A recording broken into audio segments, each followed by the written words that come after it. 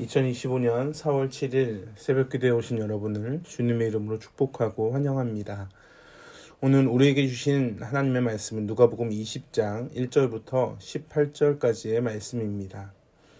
제가 가진 성경으로는 신약성경 130쪽에 있습니다. 대표적으로 20장 1절부터 3절까지의 말씀만 같이 읽도록 하겠습니다. 1절입니다.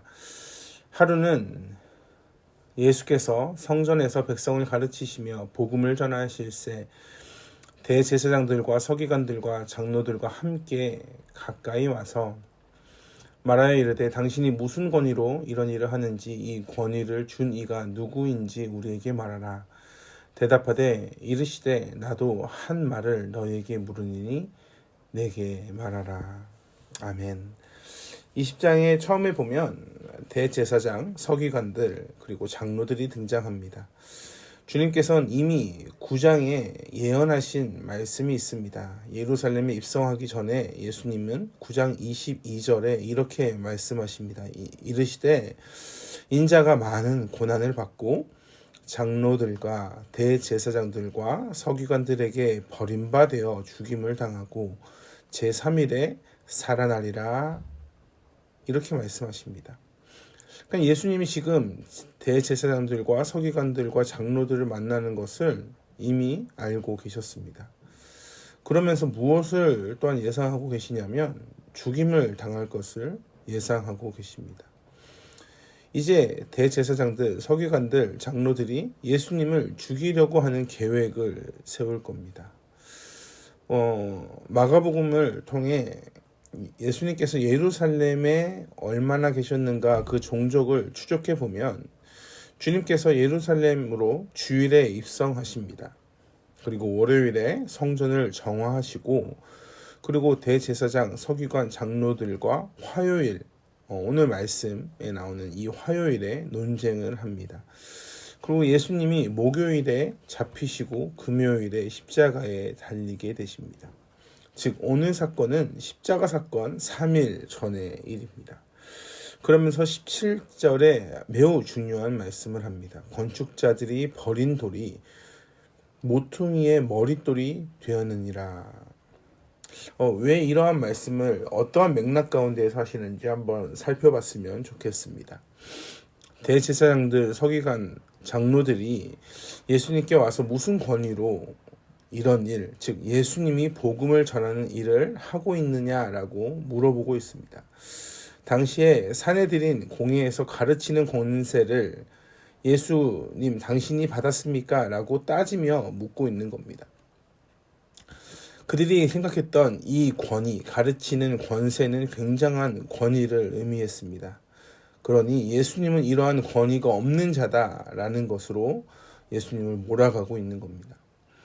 물론 예수님은 그런 권세를 사람에게 부여받지 않았습니다. 예수님은 그리스도십니다. 그분은 하나님이십니다. 그러니 하나님이신 그분이 당연히 복음을 전하는 일을 하지 못하시겠습니까? 그러나 왜 이러한 질문을 하냐면 예수님을 하나님으로 인정하지 않기 때문에 그렇습니다. 예수님은 그들의 생각을 아시고 직접적인 답을 피하십니다. 그러면서 질문하십니다. 요한의 세례가 하늘로부터냐 사람으로부터냐 라고 물으십니다. 이 답이 매우 중요합니다. 만약에 이들이 하늘로부터입니다 라고 하면 예수님의 권세가 하늘로서임을 인정하는 것이 됩니다.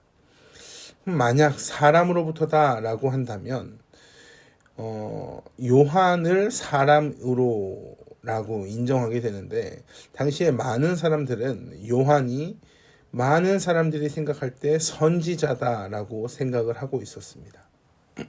즉 세례 요한이 사람 선지자가 아니다 라는 것으로 그 사람들의 생각에 반하여 대답하게 되고 이것은 요한은 선지자로 인정하지 않는 것이기 때문에 그를 모독함이 됩니다. 선지자에 대한 모독은 율법적으로 돌로 치는 그런 형벌을 받게 됩니다. 그렇기에 이들이 7절에 어디서부터인지 알지 못한다라는 그러한 거짓 대답을 하게 됩니다. 예수님은 이런 어리석은 자들의 생각을 알고 있었기 때문에 하나님의 계획 가운데 일하시기 위해 악한 농부의 비유를 들어 그들을 책망하시기 시작합니다. 한 사람이 포도원을 만들어 놓고 농부들에게 세를 주고 맡겼습니다. 9절부터의 말씀입니다. 시간이 지나 포도원 소출을 받으려고 그 주인이 종을 보냅니다. 근데 농부들이 종을 몹시 때리고 거저 보냅니다. 이거 10절의 말씀입니다. 또 한 번 종을 보내고 또 쫓겨납니다. 3번이나 종을 보냅니다. 또 쫓겨납니다. 농부들은 모든 종을 때리고 내쫓습니다. 그러자 주인이 마지막으로 사랑하는 아들을 보냅니다. 아들은 존대할 것이다 라고 생각했기 때문에 그렇습니다. 그러자 이 농부들이 얼마나 어리석은지 이 아들이 주인의 상속자이기에 그를 죽이면 그 유산이 우리의 것이 된다라고 생각하며 그 아들을 죽입니다. 이 이야기가 무슨 이야기입니까? 포도원은 하나님의 선민 백성 이스라엘을 뜻합니다. 농부는 그 이스라엘을 위임받은 지도자들입니다. 즉 왕들을 의미합니다. 보냄을 받은 종은 죽임을 당한 선지자들을 의미합니다. 구약의 역사를 보면 이스라엘 백성은 이런 어리석음을 보입니다. 북이스라엘, 남유다 왕국을 보면 얼마나 왕들이 어리석은 행동을 합니까? 여기에서 마지막으로 보낸 아들이 바로 예수님 그 자신을 가리킵니다. 이들의 어리석음으로 선민 백성들에게 갈 그 축복이 이방 민족에게로 옮겨짐을 의미하고 있습니다. 이것은 단순히 이스라엘이 버려졌다라는 것을 의미하는 것이 아니라 복음이 이방인들에게도 확장되었다는 것을 말씀하고 있는 겁니다. 구약의 대표적으로 요나서를 보면 하나님은 니느웨 백성, 즉 이방 백성도 사랑을 하셨습니다. 그렇기에 그들을 지금 다시 사랑하고 이제 이방인들만 사랑하겠다라는 것이 아니라 이제 복음의 통로가 모든 믿음의 사람들을 통해 흘러간다는 것을 말씀하고 있는 겁니다. 그러면서 17절에 모퉁이돌 그리고 머릿돌을 말씀합니다. 구약의 시편 118편 22절이 인용되는 순간입니다. 시편 118편 22절입니다. 건축자가 버린 돌이 집 모퉁이의 머릿돌이 되었나니. 여기서 모퉁이 돌이라는 것은 그리스도 예수께서 교회의 기초석이 되실 것을 의미합니다.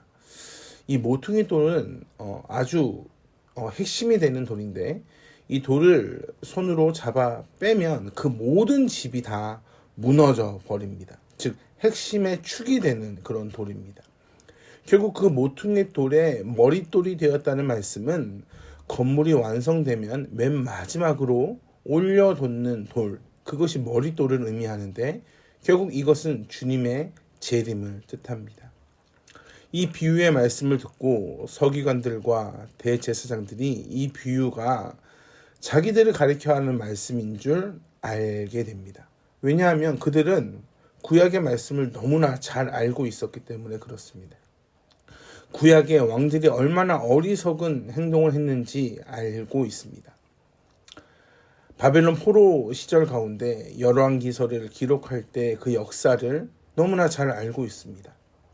그렇기 때문에 이들은 두려움에 빠집니다. 왜냐하면 자신들에게 하는 아주 아픔이 있는 말씀이기 때문에 그렇습니다.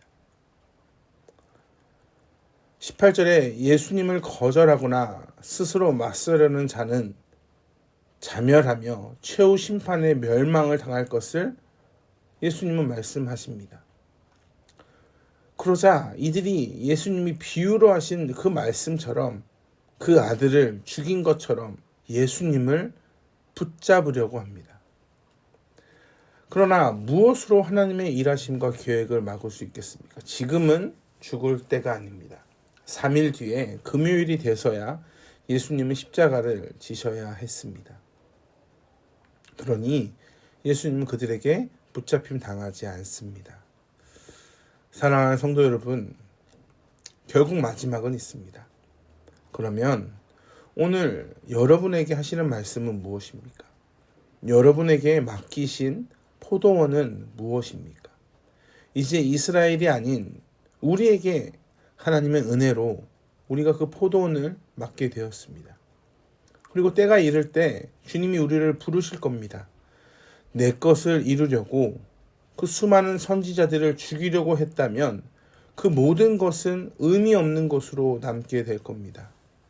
그러나 우리가 하나님의 역사 가운데 있고 하나님의 은혜 가운데 있다면 하나님의 영광을 경험하게 될 것입니다. 오늘 그분의 계획 안에 살아가는 여러분이 되시길 주님의 이름으로 축복합니다. 그저 단순하게 하루를 살아가는 것이 아니라 내 하루를 통해 하나님의 일하심이 열리게 하시고 하나님의 일하심을 경험하여 하나님의 영광을 온전히 이루는 그러한 은혜를 누리시길 주님의 이름으로 축복합니다. 기도하겠습니다. 하나님, 주께서 우리에게 수많은 예언의 말씀을 허락하시고 수많은 은혜의 길을 허락하셨습니다. 주께서 우리에게 주신 그 놀라운 길들이 우리 가운데 때로는 무거운 짐으로 다가올 때가 있습니다. 그리고 하나님의 영광이 아니라 나의 만족과 유익을 위해 다 내 것으로 삼고 싶어하는 나의 연약함도 있음을 고백합니다. 주님, 사람은 생각할 수 있게 하셨습니다. 우리가 생각하여서 하나님의 뜻을 이루는데 우리의 생각을 고정할 수 있도록 주여 인도하여 주시옵소서. 오늘도 주께서 맡기신 그 포도원을 하나님의 영광을 위해 사용하는 그런 은혜로운 성도 되게 하여 주시옵소서. 감사합니다. 사랑이 많으신 예수 그리스도의 이름으로 기도합니다. 아멘. 우리 주 예수 그리스도의 은혜와 하나님의 풍성하신 사랑과 성령 하나님의 동행하시는 은혜가 오늘도 하나님의 계획 안에서 하나님께 순종하는 인생을 살아가겠습니다. 믿음으로 고백하는 모든 성도님들 위해 함께 하시길 간절히 축원하옵나이다. 아멘.